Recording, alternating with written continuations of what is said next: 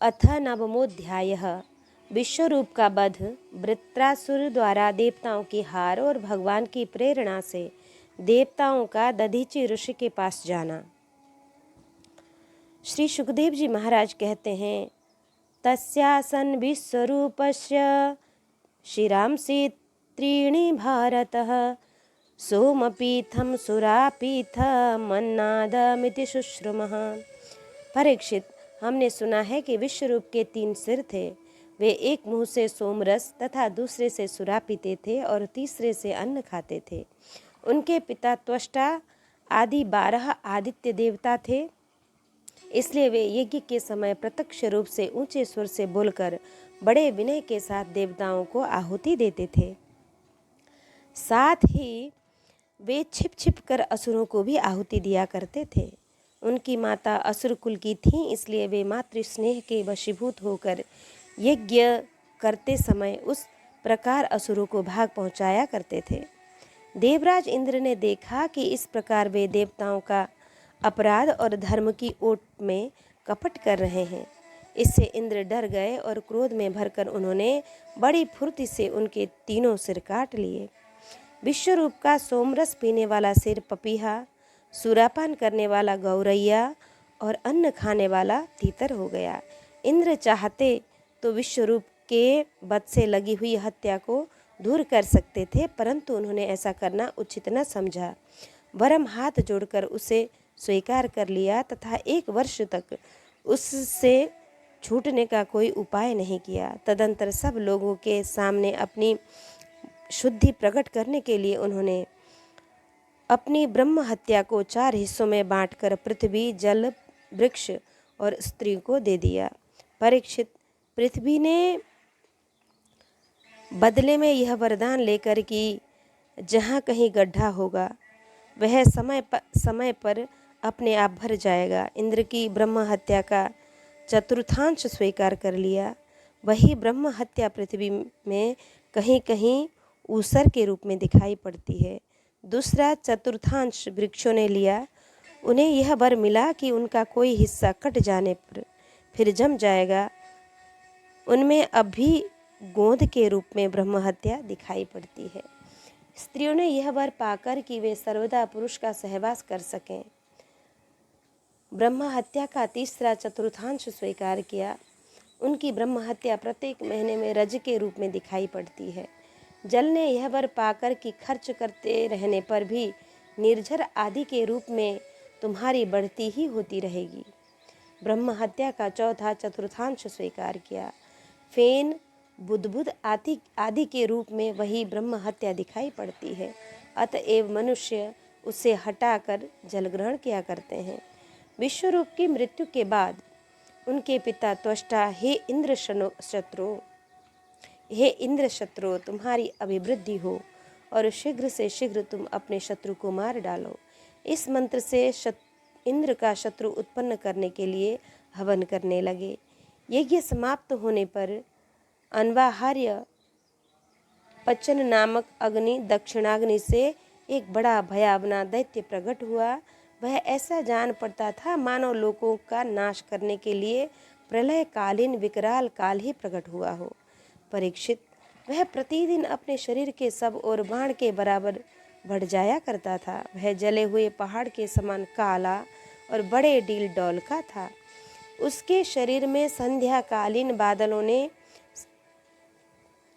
बादलों के समान दीप्ति निकलती रहती थी। उसके सिर के बाल और दाढ़ी, मूछें तपे हुए तांबे के समान लाल रंग के तथा नेत्र दोपहर के सूर्य के समान प्रचंड थे। चमकते हुए 3 नोकों वाले त्रिशूल को लेकर जब वह नाचने, चिल्लाने और कूदने लगता था, उस समय पृथ्वी कांप उठती थी और ऐसा जान पड़ता था कि उस त्रिशूल पर उसने अंतरिक्ष को उठा रखा है। वह बार बार जम्हाई लेता था। इससे जब उसका कंदरा के समान गंभीर मुंह खुल जाता, तब जान पड़ता था कि वह सारे आकाश को पी जाएगा, जीभ से सारे नक्षत्रों को चाट जाएगा और अपनी विशाल एवं विकराल दाढ़ों से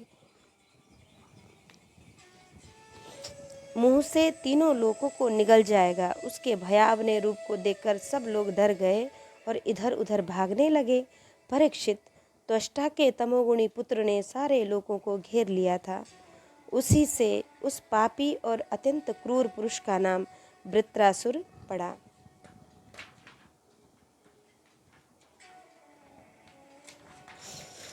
बड़े बड़े देवता अपने अपने अनुयायियों के सहित एक साथ ही उस पर टूट पड़े तथा अपने अपने दिव्य अस्त्र शस्त्रों से प्रहार करने लगे, परंतु वृत्रासुर उनके सारे अस्त्र शस्त्र को निगल गया। अब तो देवताओं के आश्चर्य की सीमा न रही। उनका प्रभाव जाता रहा। वे सब के सब दीनहीन और उदास हो गए तथा एकाग्र चित्त से अपने हृदय में विराजमान आदि पुरुष श्री नारायण की शरण में गए।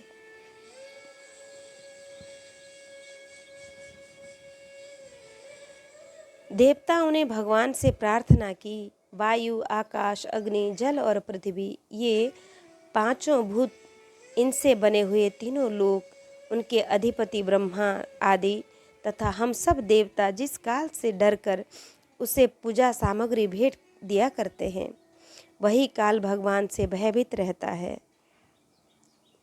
इसलिए अब भगवान ही हमारे रक्षक हैं। प्रभु, अभिस्मितं तं परिपूर्ण कामं स्वयनैव लाभेन समं प्रशान्तं विनोपसत् पर्त्यपरं हि बालिशः सोलांगुलेनातिति तरति सिंधुम। प्रभु, आपके लिए कोई नई बात न होने के कारण कुछ भी देखकर आप विस्मित नहीं होते। आप अपने स्वरूप के साक्षात्कार से ही सर्वथा परिपूर्ण एवं शांत और सम है। जो आपको छोड़कर किसी दूसरे की शरण लेता है वह मूर्ख ही है। वह मानो कुत्ते की पूंछ पकड़कर समुद्र पार करना चाहता है। वैवस्वत मनु पिछले कल्प के अंत में जिनके विशाल सिंह में पृथ्वी रूप नौका को बांधकर अनायास ही प्रलयकालीन संकट से बच गए, वे ही मत्स्य भगवान हम शरणागतों को वृत्रासुर के द्वारा उपस्थित किए हुए दुस्तर भय से अवश्य बचाएंगे। प्राचीन काल में प्रचंड पवन के थपेड़ों से उठी हुई उत्ताल तरंगों की गर्जना के कारण ब्रह्मा जी भगवान के नाभि कमल से अत्यंत भयानक प्रलयकालीन जल में गिर पड़े थे। यद्यपि वे असहाय थे, तथापि जिनकी कृपा से वे उस विपत्ति से बच न सके तथापि जिनकी कृपा से वे उस विपत्ति से बच गए तथापि जिनकी कृपा से वे उस विपत्ति से, उस संकट काल से बच सके, वे ही भगवान हमारे इस संकट में हमारी सहायता करें। उन्हीं प्रभु ने अद्वितीय होने पर भी अपनी माया से हमारी रचना की और उन्हीं के अनुग्रह से हम लोग सृष्टि कार्य का संचालन करते हैं। यद्यपि वे हमारे सामने ही सब प्रकार की चेष्टाएं कर रहे हैं और करा भी रहे हैं, तथापि हम स्वतंत्र ईश्वर हैं। अपने इस अभिमान के कारण हम लोग उनके स्वरूप को देख नहीं पाते। वे प्रभु जब देखते हैं कि देवता अपने शत्रुओं से बहुत पीड़ित हो रहे हैं, तब वे वास्तव में निर्विकार रहने पर भी अपनी माया का आश्रय लेकर देवता, ऋषि, पशु, पक्षी और मनुष्यादि योनियों में अवतार लेते हैं तथा युग युग में हमें अपना समझकर हमारी रक्षा करते हैं। वे ही सबके आत्मा और परमाराध्य देव हैं। वे ही प्रकृति और पुरुष से विश्व के कारण हैं। वे विश्व के पृथक भी हैं और विश्व रूप भी हैं। हम सब उन्हीं की शरणागत वत्सल भगवान श्री हरि की शरण ग्रहण करते हैं। उदार शिरोमणे प्रभु अवश्य ही अपने निज जन हम देवताओं का कल्याण करेंगे। श्री सुखदेव जी कहते हैं, महाराज, जब देवताओं ने इस प्रकार भगवान की स्तुति की, तब स्वयं शंख चक्र गदा पद्मधारी भगवान उनके सामने पश्चिम की ओर अंतर देश में प्रकट हुए। भगवान के नेत्र शरतकालीन कमल के समान खिले हुए थे। उनके साथ 16 पार्षद उनकी सेवा में लगे हुए थे। वे देखने में सब प्रकार से भगवान के समान ही थे, केवल उनके वक्षस्थल पर श्रीवत्स का चिन्ह और गले में कौस्तुभ मणि नहीं थी। परीक्षित, भगवान का दर्शन पाकर सभी देवता आनंद से विह्वल हो गए। उन लोगों ने धरती पर लौटकर साष्टांग दंडवत किया और फिर धीरे धीरे उठकर वे भगवान की स्तुति करने लगे। नमस्ते यज्ञवीर्याय वयसे उतते नमः, नमस्ते यस्तचक्राय नमः सुपुरुषो नमः नमः सुपुरुहूतये यत्ते गतीनां तिसृणामीशितुः परमं पदं नार्वाचिनो विसर्गस्य धातर्वेदितुमर्हति। भगवान, यज्ञ में स्वर्गादि देने की शक्ति तथा उनके फल की सीमा निश्चित करने वाले काल भी आप ही हैं। यज्ञ में विघ्न डालने वाले दैत्य को आप चक्र से छिन्न भिन्न कर डालते हैं, इसलिए आपके नामों की कोई सीमा नहीं है। हम आपको बार बार नमस्कार करते हैं। विधातः सत्व रज तम इन 3 गुणों के अनुसार जो उत्तम, मध्यम और निकृष्ट गतियाँ प्राप्त होती हैं, उनके नियामक आप ही हैं। आपके परम पद का वास्तविक स्वरूप इस कार्य रूप जगत का कोई आधुनिक प्राणी नहीं जान सकता। भगवान नारायण वासुदेव, आप आदि पुरुष, जगत के परम कारण और महापुरुष, पुरुषोत्तम हैं। आपकी महिमा असीम है। आप परम मंगलमय, परम करुणामय, कल्याणकारक स्वरूप और परम दयालु भी हैं। आप ही सारे जगत के आधार एवं अद्वितीय हैं। केवल आप ही सारे जगत के स्वामी हैं। आप सर्वेश्वर हैं तथा सौंदर्य और मृदुलता के अधिष्ठात्री देवी लक्ष्मी के परम पति हैं। प्रभु, परमहंस परिव्राजक विरक्त महात्मा जब आत्मसंयम रूप परम समाधि से भलीभांति आपका चिंतन करते हैं, तब उनके शुद्ध हृदय में परमहंसों के धर्म, वास्तविक भगवत भजन का उदय होता है। इससे उनके हृदय में अज्ञान रूप की बाड़ खुल जाते हैं और उनके आत्मलोक में आप आत्मानंद के रूप में बिना किसी आवरण के प्रकट हो जाते हैं और वे आपका अनुभव करके निहाल हो जाते हैं। हम आपको बार बार नमस्कार करते हैं। भगवान, आपकी लीला का रहस्य जानना बड़ा ही कठिन है, क्योंकि आप बिना किसी आश्रय और प्राकृत शरीर के हम लोगों के सहयोग की अपेक्षा न करके निर्गुण और निर्विकार होने पर भी स्वयं ही इस सगुण जगत को सृष्टि, रक्षा और संहार करते हैं।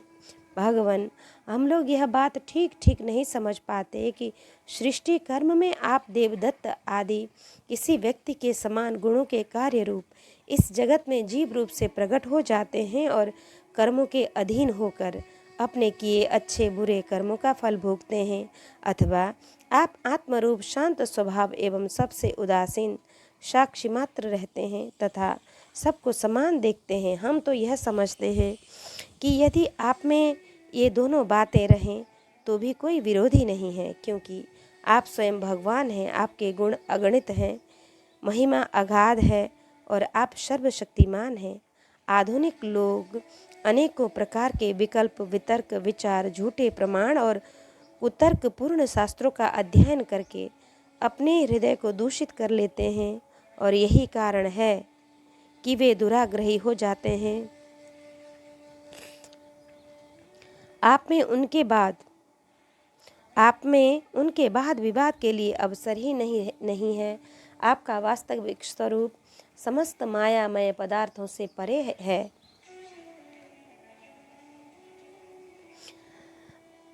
जब आप उसी में अपनी माया को छिपा लेते हैं, तब ऐसी कौन सी बात है जो आप में नहीं हो सकती। इसलिए आप साधारण पुरुष के समान कर्ता भोक्ता भी हो सकते हैं और महापुरुषों के समान उदासीन भी।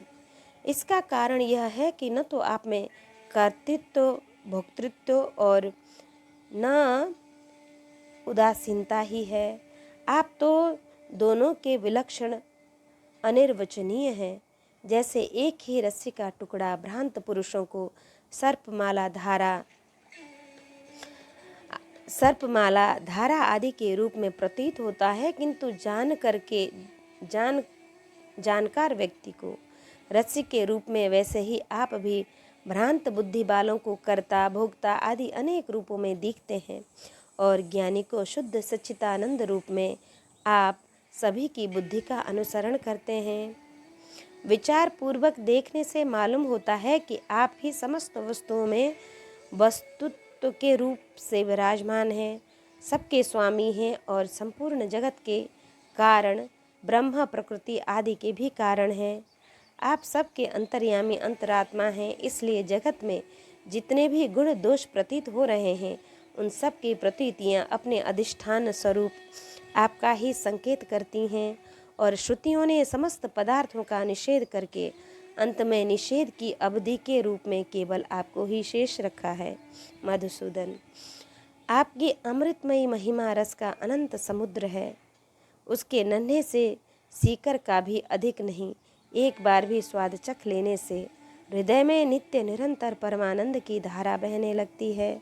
उसके कारण अब तक जगत में विषय भोगों के जितने भी लेश मात्र प्रतीति मात्र सुख का अनुभव हुआ है या परलोक आदि के विषय में सुना गया है, वह सब का सब जिन्होंने भुला दिया है, समस्त प्राणियों के परम प्रियतम हितैषी सुहृद और सर्वात्मा आप ऐश्वर्य निधि परमेश्वर में जो अपने मन को नित्य निरंतर लगाए रखते हैं और आपके चिंतन का सुख लूटते हैं, वे आपके अनन्य प्रेमी परम भक्त पुरुष ही अपने स्वार्थ और पुरुषार्थ में निपुण हैं।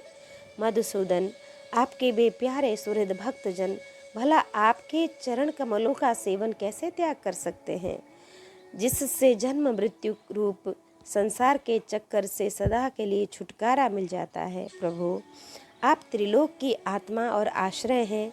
आपने अपने 3 पगों से सारे जगत को नाप लिया था और आप ही तीनों लोकों के संचालक हैं। आपकी महिमा त्रिलोकी का मन हरण करने वाली है, इसमें संदेह नहीं कि दैत्य दानव आदि असुर भी आपकी ही विभूतियाँ हैं, तथापि यह उनकी उन्नति का समय नहीं है। यह सोचकर आप अपनी योग माया से देवता, मनुष्य, पशु, नृसिंह आदि मिश्रित और मत्स्य आदि जलचरों के रूप में अवतार ग्रहण करते और उनके अपराध के अनुसार उन्हें दंड दिया करते हैं। हे दंडधारी प्रभु, यदि जचे तो आप उन्हीं असुरों के समान इस वृत्रासुर का भी नाश कर डालिए। भगवान, आप हमारे पिता पितामह सब कुछ हैं, आप और हम आपके निजजन हैं और निरंतर आपके सामने सिर झुकाए रहते हैं। आपके चरण कमलों का ध्यान करते करते हमारा हृदय उन्हीं के प्रेम बंधन से बंध गया है। आपने हमारे सामने अपना दिव्य गुणों से युक्त साकार विग्रह प्रकट करके हमें अपनाया है। इसलिए प्रभु, हम आपसे यह प्रार्थना करते हैं कि आप अपनी दया भरी विशद सुंदर और शीतल मुस्कान युक्त चितबंध से तथा अपने मुखार विंद से टपकते हुए मनोहर वाणी रूप सुमधुर सुधा बिंदु से हमारे हृदय का ताप शांत कीजिए, हमारे अंतर की जलन बुझाइए। प्रभु, जिस प्रकार अग्नि की ही अंशभूत चिंगारियाँ आदि अग्नि को प्रकाशित करने में असमर्थ हैं, वैसे ही हम भी आपको अपना कोई भी स्वार्थ परमार्थ निवेदन करने में असमर्थ हैं। आपसे भला कहना ही क्या है, क्योंकि आप संपूर्ण जगत की उत्पत्ति, स्थिति और प्रलय करने वाली दिव्य माया के साथ विनोद किया करते हैं तथा समस्त जीवों के अंतःकरण में ब्रह्मा और अंतर्यामी के रूप में विराजमान रहते हैं।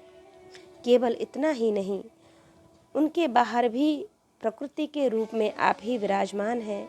जगत में जितने भी देश, काल, शरीर और अवस्था आदि हैं, उनके उपादान और प्रकाश के रूप में आप ही उनका अनुभव करते रहते हैं। आप सभी वृत्तियों के साक्षी हैं। आप आकाश के समान सर्वगत हैं, निर्लिप्त हैं। आप स्वयं परब्रह्म परमात्मा हैं। अतएव हम अपना अभिप्राय आपसे निवेदित करें। अतएव हम अपना अभिप्राय आपसे निवेदन करें। इसकी अपेक्षा न रखकर जिस अभिलाषा से हम लोग यहाँ आए हैं और जगत के परम गुरु हैं। हाँ, इसलिए हम जिसकी अपेक्षा से हम यहाँ आए हैं उससे आप अब पूर्ण कीजिए। आप अचिंत्य ऐश्वर्य संपन्न और जगत के परम गुरु हैं। हम आपके चरण कमलों की छत्र छाया में आए हैं, जो विविध पापों के फल स्वरूप जन्म मृत्यु संसार में भटकने की थकावट को मिटाने वाली है। सर्वशक्तिमान श्री कृष्ण, वृत्रासुर ने हमारे प्रभाव और अस्त्र शस्त्र को निगल ही लिया है और अब वह तीनों लोकों को भी ग्रस रहा है। आप उसे मार डालिए। प्रभु, आप शुद्ध स्वरूप हृदय स्थित शुद्ध ज्योतिर्मय आकाश, सबके साक्षी, अनादि अनंत और उज्ज्वल कीर्ति संपन्न हैं। संत लोग आपका ही संग्रह करते हैं। संसार के पथिक जब घूमते घूमते आपकी शरण में आप पहुँचते हैं, तब अंत में आप उन्हें परमानंद स्वरूप अविष्ट फल दे देते हैं और इस प्रकार उनके जन्म जन्मांतर के कष्ट को हर लेते हैं। हे प्रभु, आपको हमारा नमस्कार है, नमस्कार है। श्री सुखदेव जी कहते हैं, परीक्षित, जब देवताओं ने बड़े आदर के साथ इस प्रकार भगवान का स्तवन किया, तब वे अपनी स्तुति सुनकर बहुत प्रसन्न हुए तथा उनसे कहने लगे। श्री भगवान ने कहा कि श्रेष्ठ देवताओं, तुम लोगों ने स्तुति युक्त ज्ञान से मेरी उपासना की है, इससे मैं तुम लोग पर अति प्रसन्न हूँ। इस स्तुति के द्वारा जीवों को अपने वास्तविक स्वरूप की स्मृति और मेरी भक्ति प्राप्त होती है। देव शिरोमणियों, मेरे प्रसन्न हो जाने पर कोई भी वस्तु दुर्लभ नहीं रह जाती, तथापि मेरे अनन्य प्रेमी तत्ववेत्ता भक्त मुझसे मेरे अतिरिक्त और कुछ भी नहीं चाहते।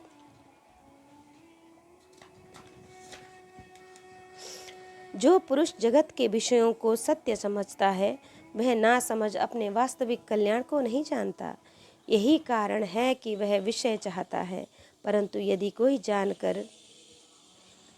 कोई जानकार उसे उसकी इच्छित वस्तु दे देता है, तो वह वैसा ही नासमझ है। जो पुरुष मुक्ति का स्वरूप जानता है, वह अज्ञानी को भी कर्मों में फंसने का उपदेश नहीं देता। जैसे रोगी के चाहते रहने पर भी सद्वैद्य उसे कुपथ्य नहीं देता। देवराज इंद्र, तुम लोगों का कल्याण हो, अब देर मत करो। ऋषि शिरोमणि दधीचि के पास जाओ और उनसे उनका शरीर, जो उपासना व्रत तथा तपस्या के कारण अत्यंत दृढ़ हो गया है, मांग लो। दधीचि ऋषि को शुद्ध ब्रह्म का ज्ञान है। अश्विनी कुमारों को घोड़ों के सिर के उपदेश करने के कारण उनका एक नाम अश्वसिर भी है। यह कथा इस प्रकार है। अश्वसिर दधीचि ऋषि को प्रगभर्य यज्ञ कर्म विशेष और ब्रह्म विद्या का उत्तम ज्ञान है। यह जानकर एक बार उनके पास अश्विनी कुमार आए और उनसे ब्रह्म विद्या का उपदेश करने के लिए प्रार्थना की। दधीचि मुनि ने कहा, इस समय मैं एक कार्य में लगा हुआ हूँ, इसलिए फिर किसी समय आना। इस पर अश्विनी कुमार चले गए। उनके जाते ही इंद्र ने आकर, मुने, अश्विनी कुमार वैद्य हैं, उन्हें तुम ब्रह्म विद्या का उपदेश मत करना। यदि तुम मेरी बात ना मानकर उन्हें उपदेश करोगे तो मैं तुम्हारा सिर काट डालूंगा। जब ऐसा कहकर इंद्र चले गए, तब अश्विनी कुमारों ने आकर फिर वही प्रार्थना की। मुनि ने इंद्र का सब वृत्तांत सुनाया। इस पर अश्विनी कुमारों ने कहा, हम पहले ही आपका यह सिर काट कर घोड़े का सिर जोड़ देंगे। इससे आप हमें उपदेश करें, और जब इंद्र आपका घोड़े का सिर काट देंगे, तब हम फिर असली सिर जोड़ देंगे। मुनि ने मिथ्या भाषण के भय से उनका कथन स्वीकार कर लिया। इस प्रकार अश्वमुख से उपदेश की जाने के कारण ब्रह्म विद्या का नाम अश्वसिरा पड़ा। अच्छा, इसलिए उनका एक नाम अश्वसिर भी है। उनकी उपदेश की हुई आत्मविद्या के प्रभाव से ही दोनों अश्विनी कुमार जीवन मुक्त हो गए। अथर्ववेदी दधीचि ऋषि ने ही पहल मेरे स्वरूप भूत अवेद्य नारायण कवच का त्वष्टा को उपदेश किया था। त्वष्टा ने वही विश्वरूप को दिया और विश्वरूप ने तुम्हें, दधीचि ऋषि धर्म के परम मर्मज्ञ हैं। वे तुम लोगों की अश्विनी कुमार के मांगने पर अपने शरीर के अंग अवश्य दे देंगे।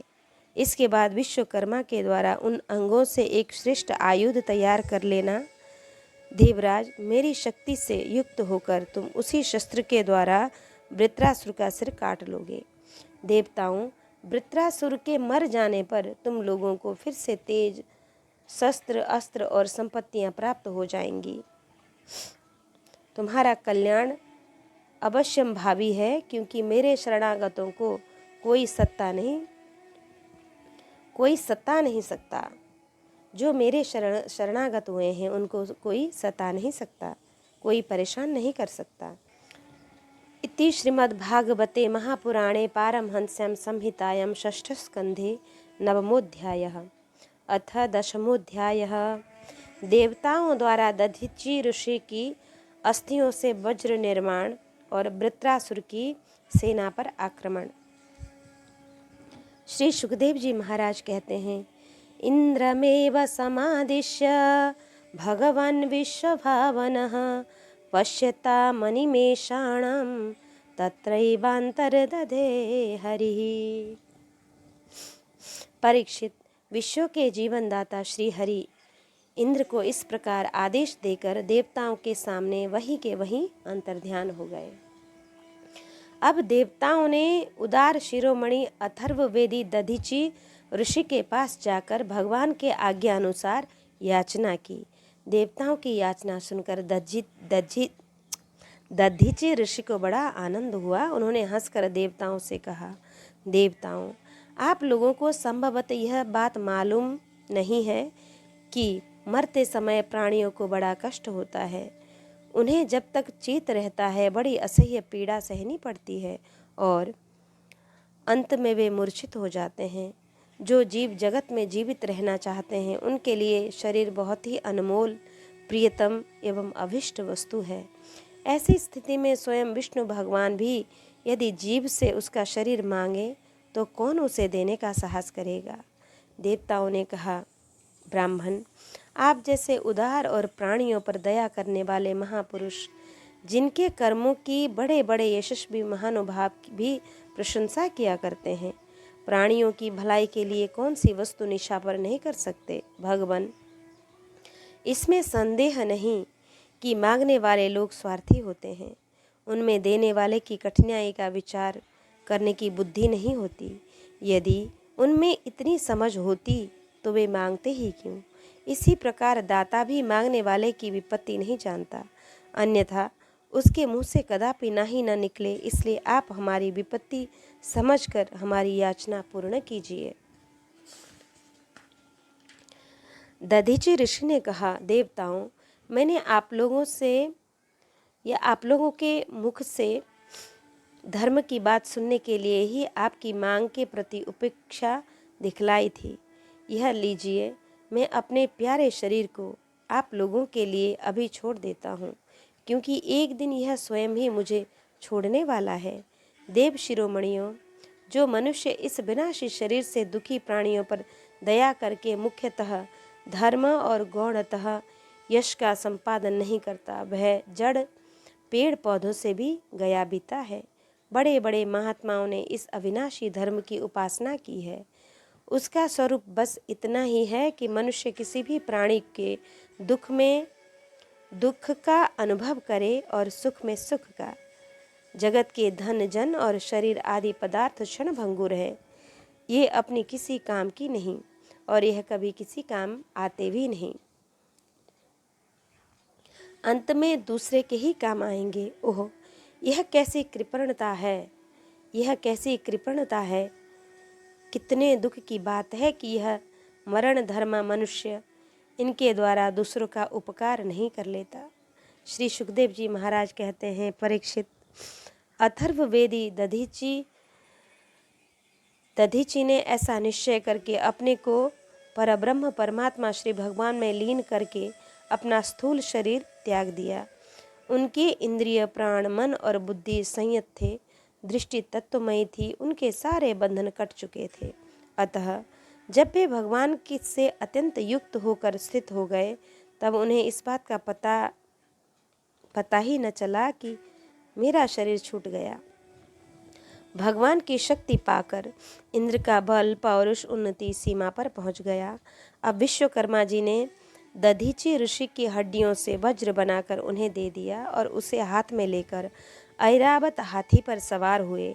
उनके साथ साथ सभी देवता लोग तैयार हो गए। बड़े बड़े ऋषि मुनि देवराज इंद्र की स्तुति करने लगे। अब उन्होंने त्रिलोकी को हर्षित करते हुए वृत्रासुर का वध करने के लिए उस पर पूरी शक्ति लगाकर धावा बोल दिया। ठीक वैसे ही जैसे भगवान रुद्र क्रोधित होकर स्वयं काल पर ही आक्रमण कर रहे हों। परीक्षित, वृत्रासुर भी दैत्य सेनापतियों की बहुत बड़ी सेना के साथ मोर्चों पर डटा हुआ था। जो वैवस्वत मनवंतर इस समय चल रहा है उसकी पहली चतुर्युग का त्रेता युग अभी आरंभ ही हुआ था। उसी समय नर्मदा तट पर देवताओं का दैत्यों के साथ यह भयंकर संग्राम हुआ। उस समय देवराज इंद्र हाथ में वज्र लेकर रुद्र वसु आदित्य दोनों अश्विनी कुमार पितृगण अग्नि मरुदगण ऋभुगण साध्यगण और विश्वदेव आदि के साथ अपनी कांति से शोभायमान हो रहे थे। वृत्रासुर आदि दैत्य उनको सामने आया देख और चिढ़ गए। तब नमुची शंबर अनर्वा द्युमुधा ऋषभ अंबर हैग्रीव शकुशिरा विप्र विचित्ति अयोमुख पुलोमा वृषपर्वा प्रहेति हेति उत्कल सुमाली माली आदि हजारों दैत्य दानव एवं यक्ष राक्षस स्वर्ण के साज सामान से सुसज्जित होकर देवराज इंद्र की सेना को आगे बढ़ने से रोकने लगे। परीक्षित, उस समय देवताओं की सेना स्वयं मृत्यु के लिए भी अजय थी। वे घमंडी असुर सिंहनाद करते हुए बड़ी सावधानी से देव सेना पर प्रहार करने लगे। उन लोगों ने गदा पारिग बाण प्रास मुदगर तोमर शूल फरसे तलवार सतग्नि तोप शुशुंडी आदि अस्त्र शस्त्रों की बौछार से देवताओं को सब ओर से ढक दिया। एक पर एक इतने बाण चारों ओर से आ रहे थे कि उनके ढक जाने के कारण देवता दिखलाई भी नहीं पड़ते थे। जैसे बादलों से ढक जाने पर आकाश के तारे नहीं दिखाई देते। परीक्षित, वह शस्त्रों और अस्त्रों की वर्षा देव सैनिकों को छू तक न सकी। उन्होंने अपने हस्त लाघव से आकाश में ही उनके हजार हजार टुकड़े कर दिए। जब असुरों के शस्त्र अस्त्र समाप्त हो गए तब वे देवताओं की सेना पर पर्वतों के शिखर वृक्ष और पत्थर बरसाने लगे, परंतु देवताओं ने उन्हें पहले की ही भांति काट गिराया।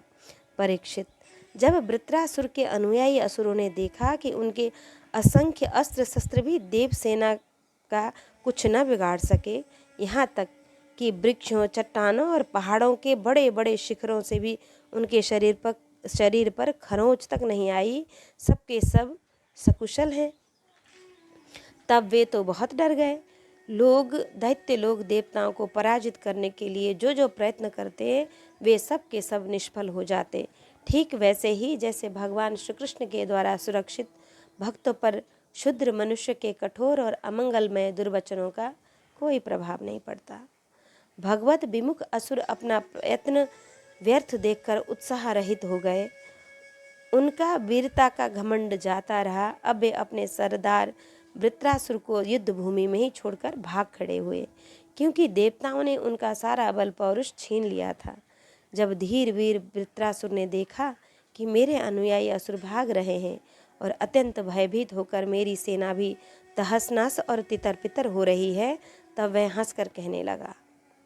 वीर शिरोमणि वृत्रासुर ने समय अनुसार वीरोचित वाणी से विप्रचित्ति नमुची पुलोमा मय अनर्वा शंबर आदि दैत्यों को संबोधित करके कहा, असुरों, भागो मत, मेरी एक बात सुन लो।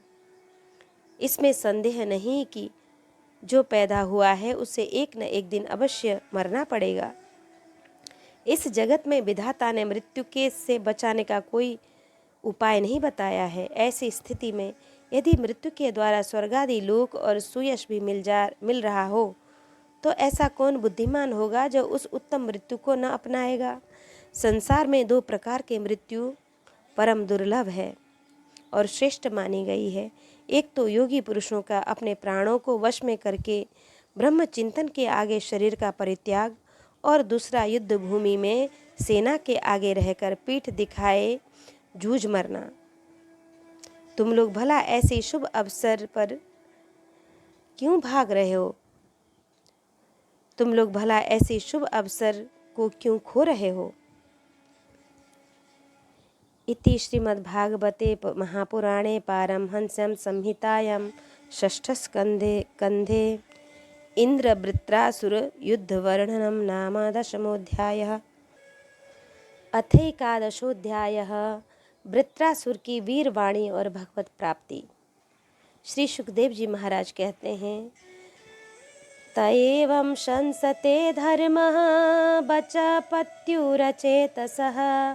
नैवागृहन् भयस्तत्र पलायन परा नृपः।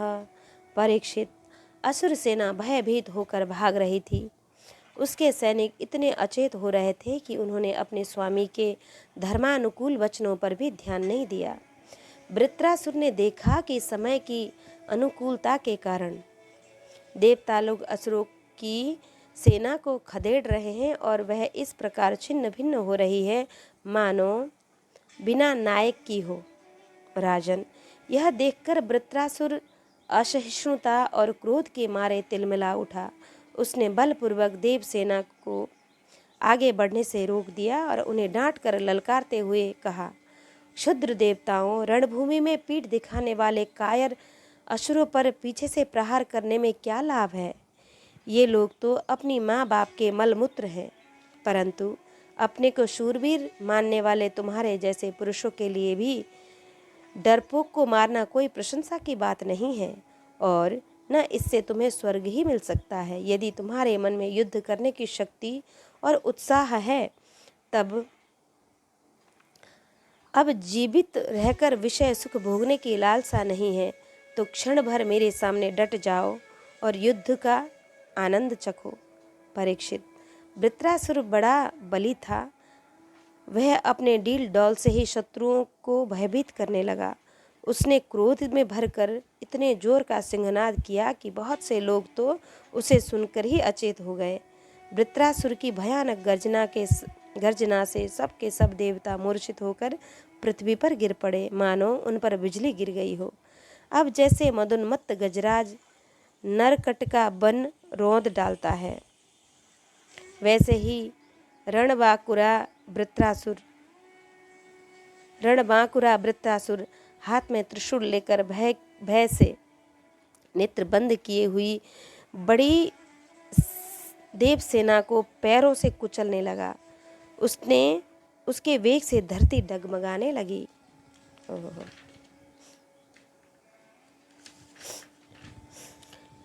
वज्रपाणी देवराज इंद्र उसकी यह करतूत सह न सके। जब वह उनकी ओर झपटा, तब उन्होंने और भी चिढ़कर अपने शत्रु पर एक बहुत बड़ी गदा चला दी। अभी वह असह्य गदा वृत्रासुर के पास पहुंची भी न थी कि उसने खेल ही खेल में बाएं हाथ से उसे पकड़ लिया। राजन, परम पराक्रमी वृत्रासुर ने क्रोध से आग बबूला होकर उसी गदा से इंद्र के वाहन ऐरावत के सिर पर बड़े जोर से गरजते हुए प्रहार किया। उसके इस कार्य की सभी लोग बड़ी प्रशंसा करने लगे। वृत्रासुर की गदा के आघात से ऐरावत हाथी वज्राहत पर्वत के समान तिलमिला उठा। सिर फट जाने से वह अत्यंत व्याकुल हो गया और खून उगलता हुआ इंद्र को लिए हुए ही 28 हाथ पीछे हट गया। देवराज इंद्र अपने वाहन ऐरावत के मूर्छित हो जाने से स्वयं भी विषादग्रस्त हो गए। यह देखकर युद्ध धर्म के मर्मज्ञ वृत्रासुर ने उनके ऊपर फिर से गदा नहीं चलाई।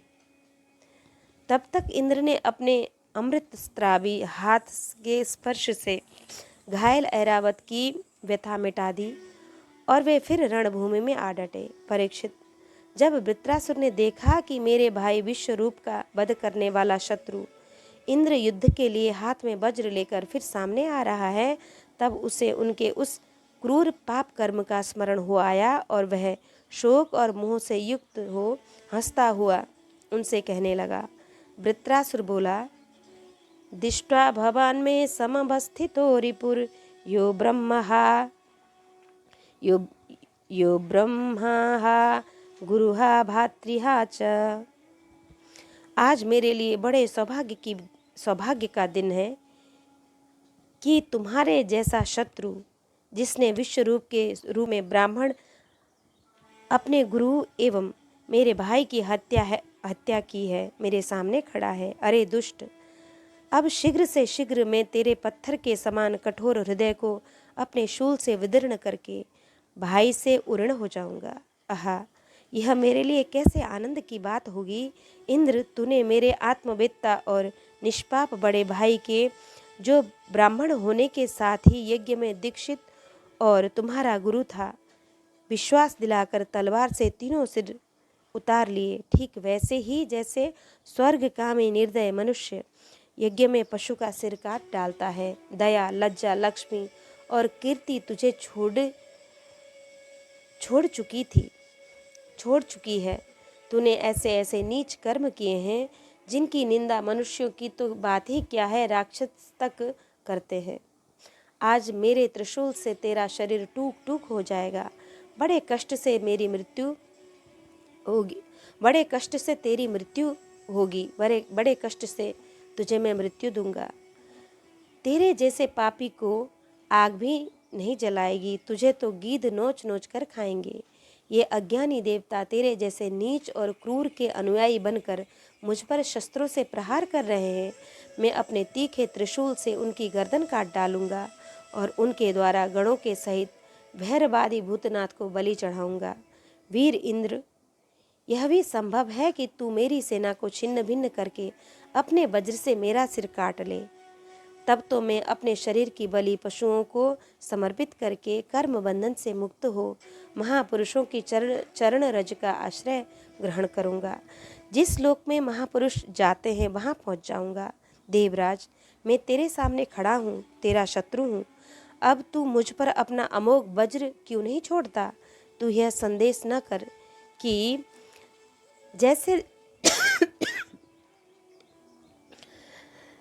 जैसे तेरी गदा निष्फल हो गई, कृपण पुरुष से की हुई याचना के समान यह वज्र भी वैसे ही निष्फल हो जाएगा।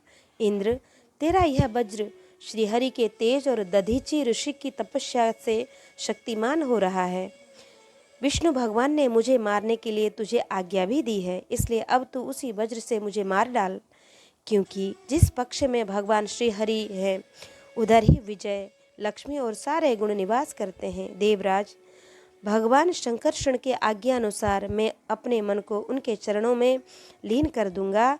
तेरे वज्र का वेग मुझे नहीं, मेरे विषय भोग रूप फंदे को काट डालेगा और मैं शरीर त्याग कर मुनि जनोचित गति प्राप्त करूंगा।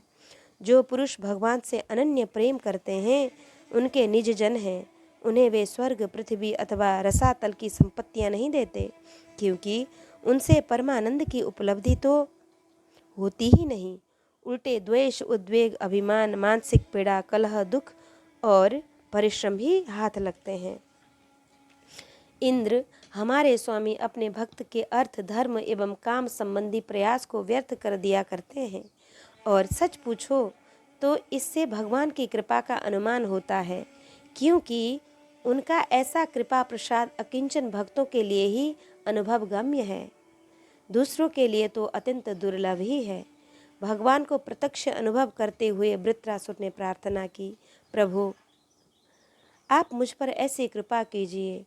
अहम हरे तब पादैकमूलम दासानुदासो भवितास्मि भूयः मनस्मरेता सुततिर्गुणांस्ते गृणीत वाक्कर्म करोतु कायः न नाकपृष्ठं न च पारमेष्ठं न सार्वभौमं न रसाधिपत्यं न योगसिद्धिरपुनर्भवं वा समं जसत्वं विरहय्यकाक्षे अजातपक्षा इव मातरं खगा स्तन्यं यथा वत्सतराः क्षुधार्तः प्रियं प्रियेव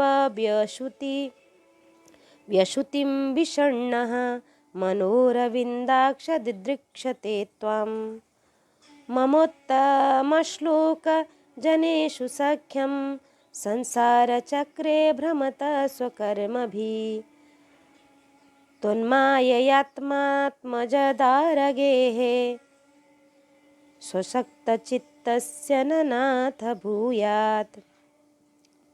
प्रभु, आप मुझ पर ऐसी कृपा कीजिए कि अनन्य भाव से आपके चरण कमलों के आश्रित सेवकों की सेवा करने का अवसर मुझे अगले जन्म में भी प्राप्त हो। हे प्राण वल्लभ, मेरा मन आपके मंगलमय गुणों का स्मरण करता रहे, मेरी वाणी उन्हीं का गान करे और शरीर आपकी सेवा में ही संलग्न हो। सार्वभौम्य सर्व सौभाग्य निधे, मैं आपको छोड़कर स्वर्ग, ब्रह्मलोक, भूमंडल का साम्राज्य, रसातल का एक छत्र राज्य, योग की सिद्धियां, यहाँ तक कि मोक्ष भी नहीं चाहता। जैसे पक्षियों के पंखहीन बच्चे अपनी माँ की बाट जोहते रहते हैं, जैसे भूखे बछड़े अपनी माँ का दूध पीने के लिए आतुर रहते हैं, और जैसे वियोगिनी पत्नी अपने प्रवासी प्रियतम से मिलने के लिए उत्कंठित रहती है, वैसे ही कमल नयन मेरा मन आपके दर्शन के लिए छटपटा रहा है। प्रभु, मैं मुक्ति नहीं चाहता। मेरे कर्मों के फल स्वरूप मुझे बार बार जन्म मृत्यु के चक्कर में भटकना पड़े, इसकी मुझे परवाह नहीं। परंतु मैं जहाँ जहाँ जाऊँ, जिस जिस योनि में जन्मूँ, वहाँ वहाँ भगवान के प्यारे भक्त जनों से मेरी प्रेम मैत्री बनी रहे। स्वामिन, मैं केवल यही चाहता हूँ कि जो लोग माया से देह गेह और स्त्री पुत्र आदि में आसक्त हो रहे हैं, उनके साथ मेरा कभी किसी प्रकार का संबंध न हो। इति श्रीमद्भागवते महापुराणे पारमहंस्यां संहितायां षष्ठस्कन्धे वृत्रस्येन्द्रोपदेशो नामैकादशोऽध्यायः। कृष्णाय वासुदेवाय हरये परमात्मने प्रणतक्लेशनाशाय गोविन्दाय नमः।